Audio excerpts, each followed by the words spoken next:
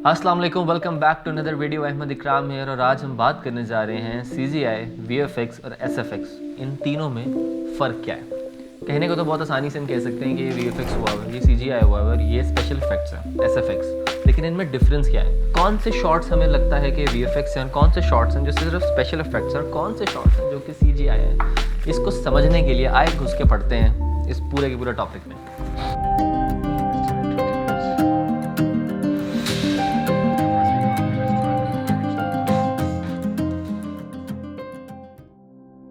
जब film making शुरू हुई थी ना, तो स्पेशल इफ़ेक्ट्स और इस तरह के विजुअल इफ़ेक्ट्स को ना कैमरा के अंदर ही, मतलब ऑन ड्यूरिंग सेट में ही परफॉर्म किया जाता था। वो डिफरेंट कैमरा ट्रिक्स होती थी, ऑप्टिकल इल्यूजन्स होते थे और उनसे मिला करके इनको बनाया जाता था। लेटर ऑन डिजिटल VFX और CGI ने इनकी जगह ले ली। अब इस शॉट को ही देख लीजिए और इस शॉट को देखते हुए आप हमें बताएं कि हमने कौन सी चीज़ ड्यूरिंग प्रोडक्शन इसमें डाली है और कौन सी चीज़ ड्यूरिंग पोस्ट इसमें डली हुई है।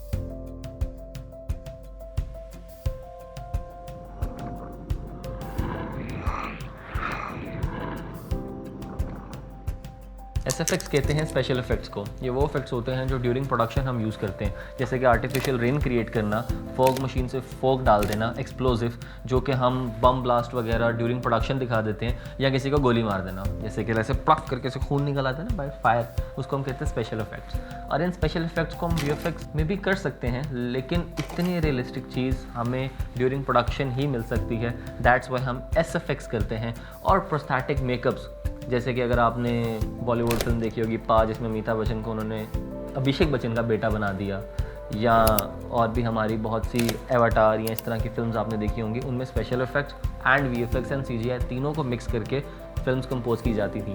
लेकिन एक प्रोस्थेटिक मेकअप, एक किसी कैरेक्टर को उस पोजीशन में डाल देना, वो हमें SFX से ही आएगा। सो इसलिए हम SFX को इस तरीके से यूज़ करते हैं। और हर फिल्म में SFX, VFX and CGI related जो भी हमारे एलिमेंट्स यूज़ हो रहे होते हैं, उनके सुपरवाइजर्स होते हैं जो प्री से लेकर के एंड शॉट तक उन्होंने विजुअलाइज़ किया होता है कि इस शॉट को एंड प्रोडक्ट हम कैसा निकालेंगे। तो वो उसको प्रॉपर सुपरवाइज़ करते हैं कि इसको शॉट कैसे करना है, इसकी तैयारी कैसे करनी है और इसमें कौन कौन से एलिमेंट्स हमने यूज़ करने हैं। कमिंग टू VFX कहा जाता है विजुअल इफेक्ट को। विजुअल इफेक्ट्स वो होते हैं जो ड्यूरिंग प्रोडक्शन हम ऐड तो नहीं करते, लेकिन उसको शूट हम ऐसे करते हैं कि हमें पता होता है कि इस जगह पर हमें ये वाला VFX ऐड ऑन करना है और इसके बाद में रिजल्ट्स ये निकलेंगे। तो जब ड्यूरिंग प्रोडक्शन हम उसको शूट कर रहे होते हैं, तो उसके कॉन्सिक्वेंसेस जो भी आ रहे होते हैं, जो भी उसके सराउंडिंग्स में इन्वायरमेंट क्रिएट हो रहा होगा, वो हम ड्यूरिंग प्रोडक्शन क्रिएट करते हैं ताकि हमें एंड रिजल्ट वैसा मिल सके।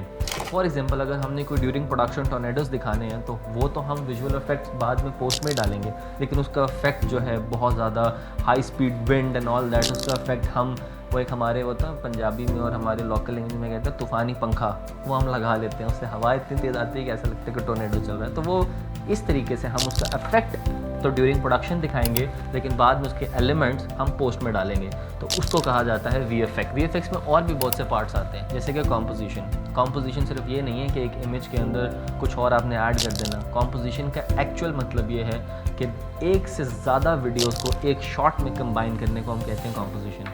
और उस कॉम्पोजिशन के अंदर हम फॉर एग्जांपल अगर एक शॉट डिफरेंट पैरामीटर से शूट किया गया और दूसरा शॉट डिफरेंट पैरामीटर से शूट किया गया, लेकिन हमने उसको डालना एक ही शॉट के अंदर है, तो उनकी lighting, camera angles and her parameters को एक साथ देखते हुए कि ये एक शॉट में कंपोज हो सकें, उसके लिए VFX सुपरवाइजर्स इन सारी चीज़ को कंट्रोल करते हैं ताकि जो एंड प्रोडक्ट हमारा निकले वो ऑडियंस को ऐसा ना लगे कि ये कोई बाद में ये रियल नहीं है या समथिंग, ये कुछ फेक लग रहा है। तो दैट्स वाई VFX सुपरवाइजर्स हर एक चीज़ का कंट्रोल रखते हैं कि इस शॉट को हमने कैसे करना है, या इस शॉट को कैसे करना है, बाद में कंबाइन करके कंपोज करके वो एक शॉट में डालते हैं। कॉम्पोजिशन तो VFX में बहुत अर्ली स्टेजेस में आ गई थी, लेकिन लेटर ऑन हमने क्या देखा कि VFX में हमें ग्रीन स्क्रीन और ब्लू स्क्रीन देखने को मिली, जिसमें हम कहीं पर भी ग्रीन स्क्रीन या ब्लू स्क्रीन का यूज़ करके शूट तो कर लेते थे, लेकिन बैकग्राउंड की स्क्रीन को फिर हमें अलग से शूट करना पड़ता था। वो बहुत अच्छे से यूटिलाइज़ किया मार्वल्स की फिल्म्स ने, DC फिल्म्स ने, इन्होंने यूटिलाइजेशन की ग्रीन स्क्रीन, ब्लू स्क्रीन की, जिसमें वो बहुत ज़्यादा रियल इन्वायरमेंट को हमें देखने को मिला कि अच्छा इस शॉट को हमने किया तो बहुत इजीली कि अच्छा स्पाइडरमैन आ रहा है, भाग कर आ रहा है, ये आ रहा है, वो आ रहा है, और बैकग्राउंड पे कुछ भी नहीं होता था, वो ग्रीन स्क्रीन के साथ शूट करते थे। लेटर ऑन सिटी का शॉट उन्होंने लेके बैकग्राउंड पे डाला और उसको कंपोज किया, हमें एक हाइपर रियलिस्टिक फुटेज की तरफ लेकर गए ये मार्वल्स डीसी, जब हमने वीएफएक्स में ग्रीन स्क्रीन और ब्लू स्क्रीन का इस्तेमाल करना शुरू किया। वीएफएक्स में लेटेस्ट टेक्नोलॉजी में हमें वर्चुअल प्रोडक्शन देखने को भी मिली, जैसे कि बैकग्राउंड पे पहले हम ग्रीन या ब्लू स्क्रीन का इस्तेमाल करते थे, लेकिन आजकल हम एक स्क्रीन का इस्तेमाल करते हैं जो कैमरा से कनेक्टेड होती है। जैसे आपका कैमरा चेंज होता है, उस स्क्रीन पे उसका पर्सपेक्टिव भी चेंज होता है, और उस पर्सपेक्टिव के चेंज होने से हमें एक्चुअल फुटेज या एक्चुअल चीज़ मिलती है कि हम एक्चुअल में अपना कैरेक्टर को फील करवा सकते हैं कि वो उस लोकेशन पे, अपनी ऑडियंस को फील करवा सकते हैं कि वो उस लोकेशन पे है, लेकिन एक्चुअल में कैरेक्टर को वो एक्टिंग करनी पड़ती है कि वो चीज़ फील कर रहा है।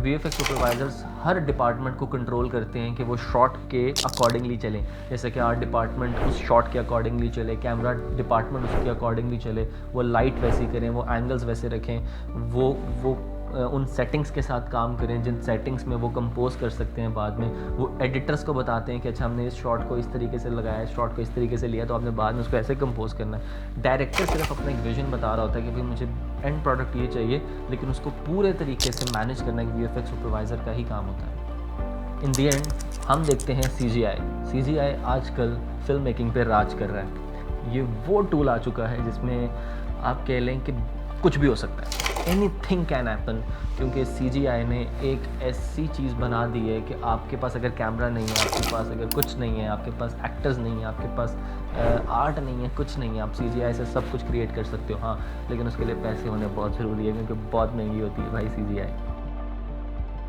अच्छा, वीएफएक्स के अंदर मैंने एग्जांपल्स दी मार्वल्स फिल्म की, डीसी फिल्म्स की, इन सब फिल्म्स की, लेकिन ये एग्जांपल थी वीएफएक्स के अंदर कि कैसे उन्होंने अपनी ग्रीन स्क्रीन को और अपनी एक्चुअल फुटेज को जाके कंबाइन किया। लेकिन इन सब फिल्म्स के अंदर सीजीआई का बहुत इंपॉर्टेंट रोल है कि जैसे उनके प्रॉपर सारे कैरेक्टर्स, जैसे कि आप हल्क को देख सकते हैं, आप थानोस जो भी है उसको देख सकते हैं, या और भी इस तरह के इनके जो कैरेक्टर्स हैं, ब्लैक पैंथर या फ्लैश का वो तेज़ भागना एंड ऑल दैट, उनकी वजह सारी, फिर उनका आंट मैन, ये सारे जितने भी हमारे कैरेक्टर हैं सारे कंप्यूटर जनरेटेड है, क्योंकि CGI stand for computer generator imagery.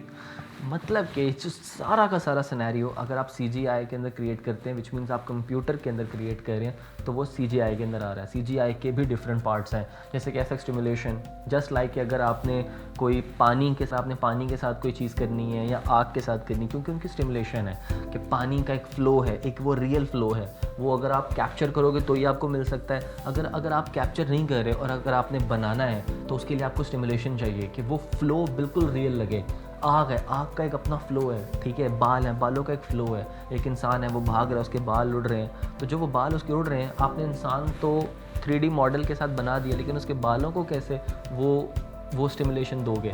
उसके लिए आपके सीजीआई के अंदर स्टिमुलेशन आर्टिस्ट होते हैं। देन सीजीआई में एक एसेट्स डिज़ाइनर्स भी आपके होते हैं जो आपके डिफरेंट एसेट्स बना रहे होते हैं, जस्ट लाइक बिल्डिंग, रोड्स, पूरी सिटी, इन्वायरमेंट, ये सारे आपके एसेट्स बना रहे होते हैं। ये एसेट्स आपके उस मॉडल में डालते हैं, वो एक पूरी इन्वायरमेंट में डालते हैं, फिर वो पूरी इन्वायरमेंट बनती है। उसके अंदर अगर आपकी कोई आग, हेयर या कोई पानी वगैरह इस तरह की चीज़ें हैं तो वो स्टिमुलेशंस उसमें डालते हैं। पूरी आपकी अगर 3D मॉडलर आकर के आपका वो पूरा एक कैरेक्टर डिज़ाइन करेगा, वो बीच में डालेगा, तो उस सब को कंपोजिट करेगा वो एक सुपरवाइज़र बैठा होगा सर पे जो वो सारी चीज़ें बता रहा होगा। तो सीजीआई एक बहुत वास्ट फील्ड है। जब आप उसके ऊपर बात करते हैं तो देन आप ये समझ लें कि आपका सारी चीज़ें उठ करके प्रोडक्शन से निकल करके आपके कंप्यूटर में आ गई हैं, तो वहाँ से आप कुछ बना रहे हैं तो वो आप सीजीआई बना रहे हैं। एक फिल्म की एग्जांपल देता हूँ मैं आपको, 1971 का प्लेन क्रैश सीन को देखें और उसका ब्रेकडाउन देखें कि मैंने कैसे किया। अब इस सीन की अप्रोच बहुत ही मज़ेदार थी। हमने एक सीजीआई प्लेन बनाया, उसको हमने 20 फीट से क्रैश किया और हमने ओरिजिनल फुटेज ऐसे शूट की कि एक्टर्स को लगे कि पीछे से प्लेन क्रैश हुआ है। एंड देन वहाँ पे हमने अपने प्रैक्टिकल प्लेन को प्लेस किया और फिर वीएफएक्स एंड सीजीआई को आपस में ब्लेंड कर दिया। That's how we got our results.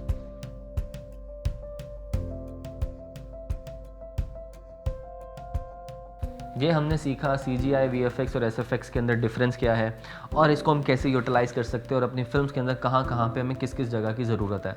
अब आप ये देखें कि अब आप जो फिल्म बनाने लगे उसमें आपको कौन से पार्ट की ज़रूरत है और कौन से सुपरवाइज़र की ज़रूरत है।